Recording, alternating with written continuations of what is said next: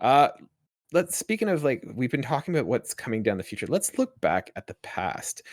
So we've got a couple rumors going around about remasters coming from some studios, particularly Take Two and Bethesda. I'm going to start with Rhiannon Bevan at The Gamer, who's talking about Take Two. So they write, as spotted by fans, Take Two's Interactive's latest, or sorry, yeah, Take Two's Interactive's latest financial fiscal report suggests we have 3 remakes or remasters coming in 2022.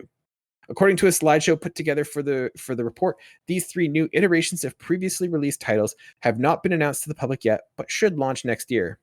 The document doesn't reveal which Take-Two subsidiaries, Rockstar, Take-Two, and Private Division, is developed in title, making it hard to narrow down. However, the possible candidates include franchises like Bioshock, Borderlands, Civ, and Red Dead Redemption. A next-gen upgrade for Red Dead Redemption 2 would be a likely pick, considering it was among the last big releases to launch exclusively for 8th-generation hardware. Borderlands 3, of course, already has a next-gen upgrade, but that doesn't rule out the previous games in the series getting a PS5, Xbox Series XS release. Especially considering that it would coincide with the spin-off Tiny Tina's Wonderlands. And then this is coming from Wired Up Reports about Bethesda. According to information gathered by YouTube Skullsy TV, usually well informed about the world of Bethesda Game Studios, the company, now part of the Xbox Game Studios, would have opened a new internal studio that will focus on remasters and remakes. According to what we learn, the team in question would be known by the name of Artifact Studios and should deal with remakes of old titles. The YouTuber said he heard about the opening of this new division of Bethesda from 2 completely separate sources, and this led him to think that the rumor may actually have some basis. However, it is the same Skulls TV to warn his fellow followers, specifically that a rumor is not confirmed in any way by Microsoft or Bethesda itself. So, Adam, real quick, Take-Two and Bethesda, what games do you think they're... We know there's 3 coming from Take-Two. Which ones do you think those are? What do I think they'll be? Red Dead 1 would I imagine would have to be one of them. I want to make the joke that it's just going to be 3 versions of GTA 5 again, but Red Dead 1 makes sense. I'd probably lean to say GTA 4. And then after that, because after that, now you have to start going back to like older games, and I'm still thinking like, I don't remember what everything is under Take-Two. My brain is just circling Rockstar right now, because all I'm thinking is like Max Payne. But if I actually had the choice, I'd love them just to do the old PlayStation 2 games and just do all 3 of, like, if there's 3 games, there's your 3 right there. You do GTA 3, Vice City, and San Andreas all in one shot.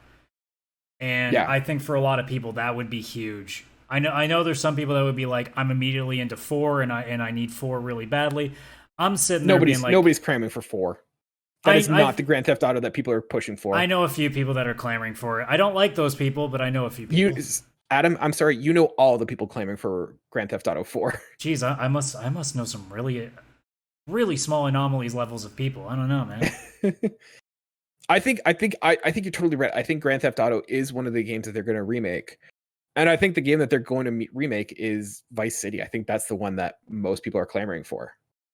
And I think like it's a great game. Lots of people love it, but I don't know if the controls necessarily hold up well enough that going back makes sense. So I think, having a Grand Theft Auto Vice City is probably the way to go for that one. I think Bioshock is another one that kind of would warrant a remake. In terms of the other ones, I don't think, like, because they mentioned here like Civ, I don't think Civilization's going to get a remake. It would make a lot of sense because at that point, just release a new Civ. Borderlands, once again, I don't know about Borderlands. What do you think of the idea of Red Dead Redemption? It would make sense because basically doing Red Dead Redemption 1 in the Red Dead Redemption 2 engine would be pretty damn good because that's a really nice engine, works really nicely. I mean, because I've gone back and played Red Dead Redemption 1, it has not aged very well in comparison to, say, 2, so I think a lot of people will be really appreciative of that being given a nice facelift. But, you know, it really depends on what you're looking for, like, because if we do, like, say, Vice City or any of the old PS2 GTAs, like, you gotta do more than just remaster it, because the controls are a little bit wonky, because, you know, a lot of people may have forgotten, but the way GTA games used to control is not that great. So Mhm. there'd have to be some adjustments made there too. But I mean, like you said, like there's stuff outside of Rockstar. It's just again, my brain is not looping into those at all. Yeah, some of the ones that kind of are standing out for me, I mean, they published LA Noire. I This think is they already games that's been didn't they? magic. Oh no, they did a VR version of that now that I think about it. That's right. Yeah. I'm just looking at some of the other ones. Yeah, Bioshock is another one of the big ones. Those are sort of Bioshock like would their make sense. I think Bioshock is a sure thing. Same with I think Vice City is gonna be one. Because it And really then depends yeah. on what you're doing. Like again, like my brain goes, if they were to release 3 San Andreas and Vice City all in one pop, like that's a package deal. Like that's something that gets people's attention because that's something you put in a big trailer and it gets people being like, "Oh shit, the remaster in 3, oh that's really cool." And then they show Vice City up and we're like, "Oh shit." Like that Mhm. will get some real stuff going. Although if it's 3 different things and you got BioShock in there, you got Red Dead in there, it's not like nobody's going to be disappointed at that. Yeah. There's so many directions it could go, and I think that's again, as we were talking earlier with the VR too, like it's just creating that buzz of just people being like, man, that would be cool, but oh, that would be cool too. Like you start getting the brain going, and that's what gets the mojo running. And then you just gotta hope that they don't disappoint you in the end. But Yeah. In terms of Bethesda and Artifact Studios, what Bethesda games would you want to see them remake or remaster? Bethesda specifically, oh god. I mean, I guess I can go with the easy one, which is just Fallout New Vegas. That's the easy That's one the to one run right with. there. That's the easy one. Because I mean, I don't know. I'd like to. honestly, I haven't played nearly that many Bethesda games apart from your Fallout and Doom and why am I blessed and Elder Scrolls. Like Mhm. I guess Morrowind would be interesting because I remember playing Morrowind and getting lost all the time because the systems were a little bit different then. It would be nice if they kind of changed it a little bit again, so I could actually like try to play it properly with a little bit better direction. Like Mhm. there's stuff like that. Maybe even like doing a Return to Castle Wolfenstein. Like there's a few like gems in there that I like to see. But I mean, New Vegas. If I'm picking one, it's gonna be New Vegas. It's not even a question. Yeah, I think New Vegas is a very solid guess. I think the other one I'd like to see is I'd like to see Fallout 3 because Fallout 3 I find doesn't hold up well in terms of just like its color palette and stuff. So like it's very brown and very bleh. And that's a design choice and I totally understand why and it fits the aesthetic, but I think if you came out with a Fallout 3 with all that DLC included would be a huge win. And I think something that people would go for. Um yeah, New Vegas is just I think the strongest of the 3 games, so I would definitely think that that would be the one to go with. And the one that people are clamoring for. Now, you mentioned Morrowind, and I know Morrowind's popular, but I almost wonder if they would go more for Oblivion. It wouldn't surprise me if they did more. It's just because Mhm, I remember playing Morrowind and really liking it, but I got lost. And then because there was a point where I put it down for like a month and then put it back on, and it doesn't tell you anything. So I was like, I don't know what I'm doing. So it's mhm. kind of the thing that I'd like to see, like maybe a refresher with just like a slight bit of Skyrim systems, just so that way I can like replay it and be able to put it down and go back and not be lost. Like there's that little bit. Like I almost just want to be able to play it again to see if I actually liked it as much as I did. Mhm. Oblivion, I don't know, for some reason I never got into. I tried and within a couple hours I didn't like it. Maybe just the intro didn't catch me. Mhm. I mean, I think it's all this point of discussion is all moot because really what they're just gonna release is just a remake of Skyrim. It's always Skyrim. It'll be the biggest cop outs. It'll be Red Dead Redemption 2, Skyrim, and GTA 5 again. You know? Yeah. Now you brought up an interesting question, and I was gonna talk to you about this. In terms of remakes, where do you stand on terms of what makes a good remake? So you were talking about taking something like Morrowind and taking and changing the gameplay to reflect more modern gaming. I'm gonna say tropes for lack of a better word. But if you think of like, do you want something that is like cut for cut, remake for remake, controls the exact same, or do you want something like Final Fantasy VII that just says, "Here's the game, we're reimagining it." Like, what to you makes a good remake? I mean, I think you can do it both ways. I mean, Final Fantasy VII Remake, like I said in my review last week, which, now that I finished the DLC, which again I'll get into at the end of the show, like it really just caps exactly what I want from a remake, where it already does the visuals right. That's the easy part. Like get the visuals done, and you already have a good foundation. Now the real work comes in with the gameplay. So they could have just done the simple thing and just went slap that old ATB on there, plain as day, and everybody's happy. They went, no, let's actually do something different with it too. And they added the more action based, even though there is a bit of an ATB aspect to it still, and they kind of switched it up. And then they brought in the open worlds a little bit more and all the extra stuff that you had to do there. It felt like a brand new game, even though it was taking off an old story. Although, without spoiling anything, the story's not the same either. So not every remake's going to do that. Some remakes will just keep the exact same story. It'll just be a slightly different way of how it looks. But I mean, with something like Morrowind, there's the other option, which is, again, you've refreshed the graphics like you would expect to, but then you just tweak a couple of the things, and you could probably even just put Mass Effect as in a similar thing with the Legendary Edition, where you just take some of the stuff that hasn't aged as well, you tweak that a little bit so it ends up being something that doesn't feel like it's taxing or it's falling flat. Maybe add a couple of new systems in there just to kind of really push it along a little bit faster. So, like, again, with Morrowind, like, a couple of key things realistically would just be a map with you know, like waypoints. You have a radar system up top, like so what Skyrim does. Like, there are a few little things that I think if they just put that into Morrowind, it'd be a lot easier for me to handle again. It also brings in a lot more new people in instead of a game that you literally just stare at a map and you know what mission you have, but you got to figure out where that thing is. And it doesn't tell you where. And I know some people like that. I know some people do like, you know, not being able to know where everything is, so they have to find it themselves. But at the same time, if I want to finish a game at some point, I kind of want to know everything. So it goes both ways. But I think it's one or the other. It can be the flat out full complete redesign like 7 Remake did, but I think there's also a case for remakes that mostly just modernize the already decent gameplay that they have from the older game, but just making it so it doesn't feel like a 20-year-old game. Because again, like say with a Vice City, you don't have to do too much for the gameplay to change it. You just have to not make it control like ass. Like that's really it. You just got to up the what's the word I'm looking for? Like, I guess the sensitivity. It's got to be, you got to have the lock-on controls for when you're shooting. Like there's stuff like that, like what GTA 5 does. You basically implement that. You've probably got it down pat. It's just a matter of getting it all to work together with, you know, good frame rates and having, you know, the visuals to back it up. There's both ways of doing it. You either overhaul it or you just make it good enough that like it doesn't feel like an old game, but it's an older game with a fresh coat of paint and like, you know, maybe a little bit of WD-40 in the joints. Yeah.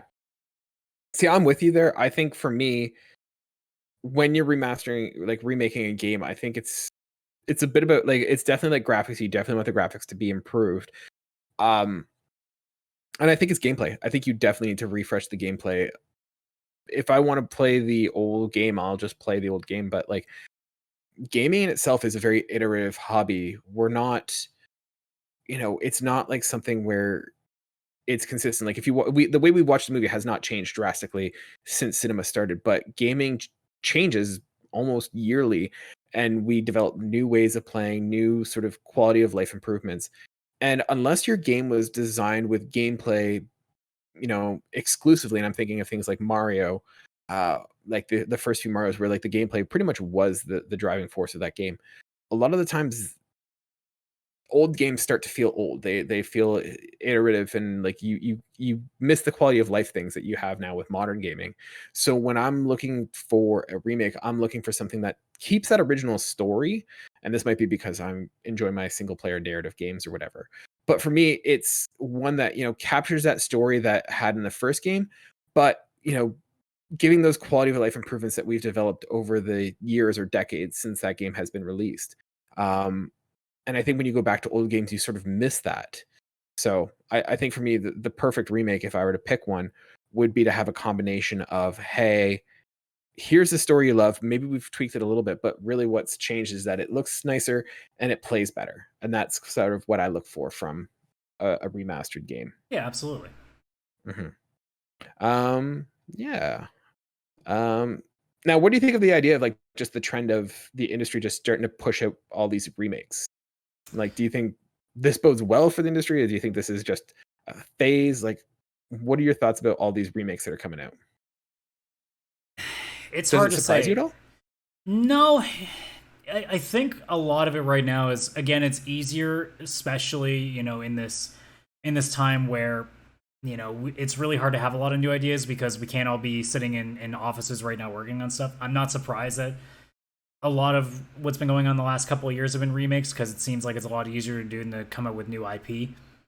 Also, I think we're at a point now where we have another generation of gamers that are ready for their nostalgia to come back in very similar ways of like the Sega Genesis and the Super Nintendo generation have gotten theirs. Now it's time for the PS2 and the PS3 gamers to get theirs. So I think we're at that point where it's time for another round of a good chunk of remasters and remakes. Some aren't going to be very good because some of it's just a cash grab, but we are going to have the ones, like I said earlier, with Final Fantasy VII Remake and others that will prop up along the way that, are definitely worth its salt. And, Yeah.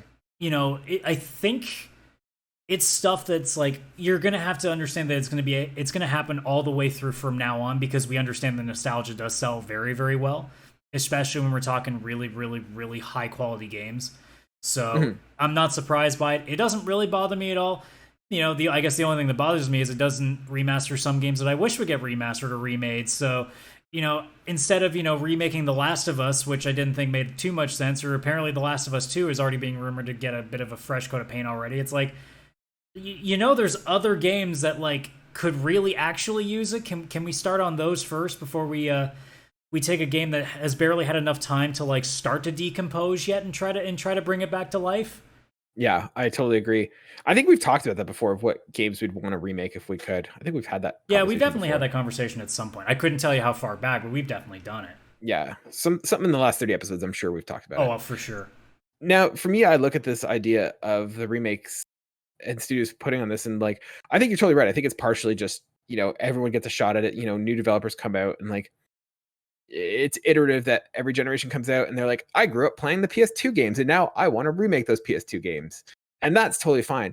But I think it's also endemic of a scenario that Hollywood even finds itself is that video games have now gotten so expensive to make that they are too big to fail in the sense that they can't really it is too risky to come out with a new IP with a new story and taking that risk. Whereas you have, like you said, this low hanging fruit that, there is a desire for a Bioshock and it's a known property and it will probably do well just selling on the name alone. And so I think a lot of studios are now looking at these remakes as hopefully a way to kind of take non-risky moves to build some cash to make new IP.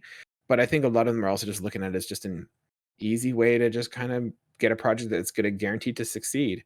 I think like they said the Mass Effect Legendary Edition like blew it out of the water in terms of their expectations. And so I think we're going to see a lot more of these remakes, and I think that's going to be a result of just companies being afraid to take risks. Yeah, it's kind of the downside of it, right? Like, for every Horizon, there's always a bunch of new IP that just bomb, and you Mhm. don't want to be the company that spent millions upon millions of dollars putting your heart and soul into something and it doesn't sell. Mhm. So, if you have a choice between making something like Horizon or just remastering an Uncharted game, I mean, Mhm. what's your choice there? Yeah. Sometimes it's worth taking the risk because obviously in the case of Horizon, now there's a whole new license that now again you have another thing that you can start using as your cash cow because it's going to get people's attention. Now that God of War's come back, that's another cash cow again. So I think if you're a company that has a bunch of licenses working, you have more of a freedom to do a new IP.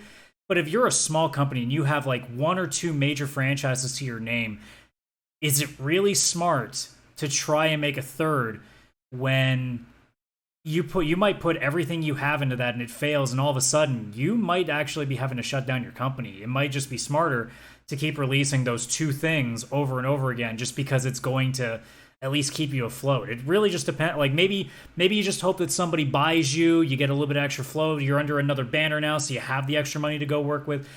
It really depends on the size of the company. I think if you're like a Sony or a Nintendo or an EA or a Ubisoft, like you have a little bit more free reign. But if we're talking smaller developers that aren't like part of a major brand, you got to be careful. That's why I think a lot of them are also leaning in the direction of, remaking or stuff like that because it's easier for them because they know that they can get some money out of it. Yeah, I do think that the idea of having a dedicated studio. So like Bethesda having Artifact now and Sony having Bluepoint, like I like that strategy because it doesn't feel like it's taking away resources from the company and from the studios of making It's new more stuff. like adding new resources into that one specific thing while not changing what everybody else is doing.